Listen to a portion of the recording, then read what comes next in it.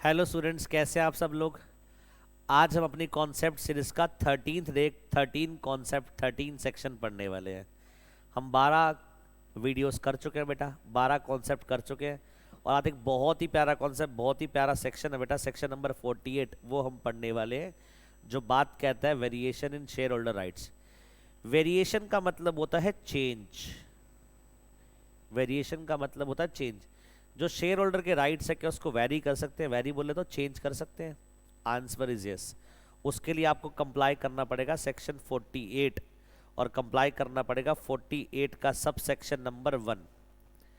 तो वेरिएशन का मतलब चेंज। अब चेंज कैसे? एग्जाम्पल के तौर पर एग्जाम्पल लेता बहुत छोटा सा माइनर सा। मान लो प्रेफरेंस शेयर होल्डर है। प्रेफरेंस शेयर होल्डर को डिविडेंड आप 10% के रेट पर दे रहे हैं। अब आप इस रेट में क्या करना चाहते हैं? चेंजेस। तो क्या हुआ? ये वेरिएशन। तो जो भी शेयर होल्डर के राइट्स है, वोटिंग राइट्स, डिविडेंड राइट्स, जो भी शेयर होल्डर के राइट्स है, उन राइट्स में अगर आप चेंज करते हैं दैट इज कॉल्ड वेरिएशन। और वेरिएशन करने के लिए आपको section number 48 sub section 1 comply करना पड़ेगा। अब ये क्या कहता है कैसे वेरिएशन करेंगे? तो पहली बात तो जो शेयर कैपिटल कंपनी की है वो अलग अलग कैटेगरीज और क्लासेस ऑफ शेयर में डिवाइडेड है। और जो भी राइट अटैच है एक क्लास ऑफ शेयर के साथ, right attach to one class of share may be valid. आप जो भी एक क्लास ऑफ शेयर होल्डर के राइट्स है उनको वेरी कर सकते हो। यहां पर बात आ रही है विद द कॉन्सेप्ट। ऐसा करने के लिए आपको कॉन्सेंट चाहिए। किसकी? In writing of the holder of not less then 3/4 of the issued share of that class. या तो आप क्या करिए, मान लीजिए वो नंबर ऑफ शेयर जो इशू करेंगे 1 लाख, तो कह रहा है ऐसे आपको कंसेंट चाहिए जिन होल्डर के पास क्या हो 3/4 issued share of that class. मतलब जितने नंबर ऑफ शेयर्स आप इशू कर चुके हो उसका 3/4 75% जो होल्डर्स हैं, 75% जो होल्डर हैं in writing of the holder of not less then 3/4, जो भी होल्डर्स जो होल्ड करते हैं 3/4 शेयर ऑफ दैट क्लास, उनकी कंसेंट ले लीजिए। मैं दोबारा रिपीट कर रहा हूं, जितने नंबर ऑफ शेयर आपने इशू कर रखे हैं उसमें नंबर ऑफ शेयर का 3/4% मतलब 75% जिनके पास भी वो शेयर है बेटा, होल्ड करते हैं, उनका कंसेंट ले लो। या फिर सिंपल आप स्पेशल रेजोल्यूशन पास करवा लो। अब आप बोलोगे सर स्पेशल रेजोल्यूशन भी तो 75% वोटिंग से होगा। यस, बट ये 75% वोटिंग वैल्यू से होता है, वोटिंग राइट से होता है। और यहां पर मैंने क्या बोला पहले वाले केस में कि जिनके पास वो इशूड शेयर का 75% शेयर है वो लोग, और यहां पर मैं बात कर रहा हूं जिनके पास 75% वोट हो। तो रेजोल्यूशन तो वोटिंग से पास होता है ना, स्पेशल रेजोल्यूशन। तो दोनों में से कोई भी का ऑप्शन चुन सकते हैं आप। अगर आपको वेरिएशन करना है, या तो आप जो इशूड शेयर है उसका 3/4 होल्डर जिनके पास वो शेयर्स हैं, 3/4 शेयर जो होल्डर है उनका कंसेंट ले लीजिए। मान लीजिए 1 लाख शेयर है तो उसका 3/4 कितना होगा? 75,000। 75,000 जो शेयर होल्ड करते हैं वो होल्डर ऑफ 3/4 शेयर हो गए, उनका कंसेंट ले लीजिए। या फिर 1 लाख के पास जो वोटिंग राइट है उसमें से 75% से जो रेजोल्यूशन पास कर दे उनका अप्रूवल ले लीजिए। दोनों में से कोई भी चलेगा। ये बात समझ आ गई? तो आपको सब सेक्शन 1 में वेरिएशन करना अलाउड है। वेरिएशन करने के लिए कोई दो में से एक कंडीशन फुलफिल करनी पड़ेगी। या तो जितने नंबर ऑफ शेयर इशूड है उसका 3/4 जो होल्ड करते हैं उनका कंसेंट ले लो, या फिर ऐसे शेयर होल्डर जिनसे आप स्पेशल रेजोल्यूशन पास करवा लो at a separate meeting of the holder of issued share of that class. अब दो कंडीशन में से एक कंडीशन आपको और फुलफिल करनी है। ये वेरिएशन आप तभी कर पाएंगे if the provision with respect to variation is contained in memorandum और आर्टिकल। अगर वेरिएशन का प्रोविजन मेमोरेंडम आर्टिकल में दे रखा है तभी वेरिएशन कर पाएंगे, अदरवाइज नहीं कर पाएंगे। अब आप कहेंगे सर वेरिएशन का प्रोविजन आर्टिकल मेमोरेंडम में नहीं है, तो कोई बात नहीं, हम आर्टिकल मेमोरेंडम को सेक्शन 13 और 14 के अकॉर्डिंगली ऑल्टर करते हैं।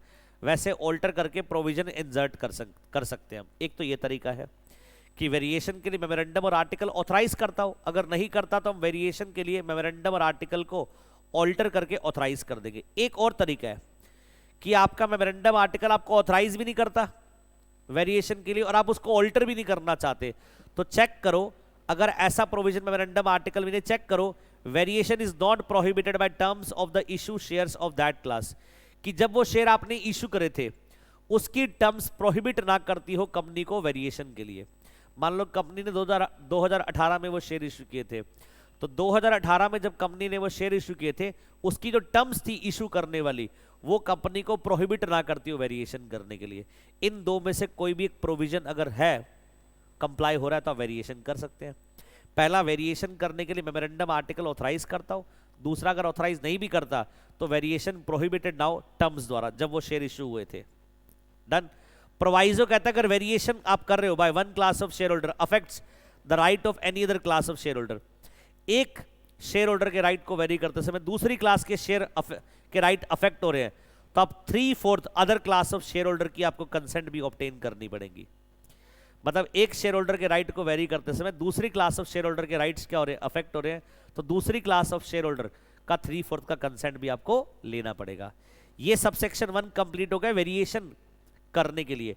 सबसेक्शन 2 कहता है अगर वेरिएशन से आप सेटिस्फाइड नहीं हो, कुछ लोग ऐसे जो वेरिएशन से सेटिस्फाइड नहीं है, तो इस वेरिएशन को कैंसिल करवाने के लिए एनसीएलटी के पास जा सकते हैं। वो कितने, where the holder of not less than 10%, जो होल्डर 10% इशू होल्ड करते हैं, जो शेयर इशूड है उसमें से जो 10% होल्ड करते हैं शेयर होल्डर, जिन्होंने कंसेंट नहीं दिया था फेवर में, ना ही फेवर में वोट डाला था स्पेशल रेजोल्यूशन के, तो ऐसे पर्सन जो 10% है issued share of that class, जिन्होंने फेवर में वोट नहीं डाला और ना ही कंसेंट दिया, वो अप्लाई कर सकते हैं ट्रिब्यूनल को to have the variation cancelled, variation को कैंसिल करवाने के लिए। और अगर and where application is made, अगर आपने वेरिएशन के लिए एप्लीकेशन दे दी, variation shall not have effect, उस वेरिएशन का इफेक्ट होगा ही नहीं unless and until it is confirmed by the NCLT. एक बार एनसीएलटी के पास एप्लीकेशन चली गई, अब इस वेरिएशन का कोई इफेक्ट नहीं है जब तक इस वेरिएशन को अप्रूव खुद एनसीएलटी ना कर दे। अब सबसेक्शन 2 का प्रोवाइजो कहता है ये एप्लीकेशन जो आप सबसेक्शन नंबर 2 में देंगे वो विद इन 21 डेज में देंगे after the date on which consent was given और रेजोल्यूशन वाज पास्ड। जिस दिन कंसेंट मिली थी और जिस दिन रेजोल्यूशन पास हुआ था उसके 21 दिन में आप एप्लीकेशन फाइल करेंगे एनसीएलटी को। और एप्लीकेशन जो आप फाइल करेंगे on behalf of share holder may be made on behalf of shareholder entitled to make the application by such or more their number as may they appoint in writing for the purpose।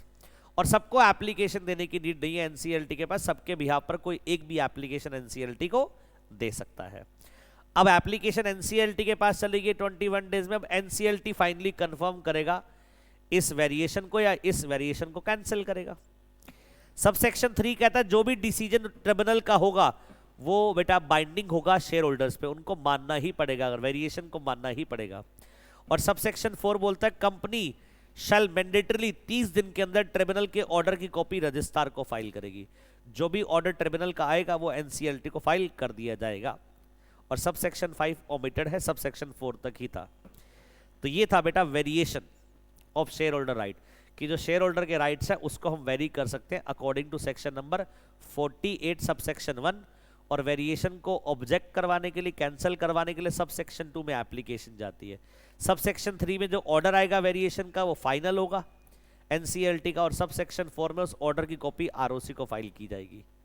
This is all about variation. उम्मीद करता हूं बच्चों आपको ये section अच्छे से समझ आ गया होगा। थोड़े कम समय में आपको पूरा डिलीवर हुआ है सेक्शन और अच्छे से आपको समझ आया होगा। उम्मीद करता हूं कुछ वैल्यू एडिशन हुई होगी आपको इस सेक्शन से, और आगे जुड़े रहिए इस सीरीज के साथ। कंटिन्यू करेंगे नेक्स्ट वीडियो में, नेक्स्ट सेशन में एक नए कॉन्सेप्ट के साथ। Thank you so much, bye bye.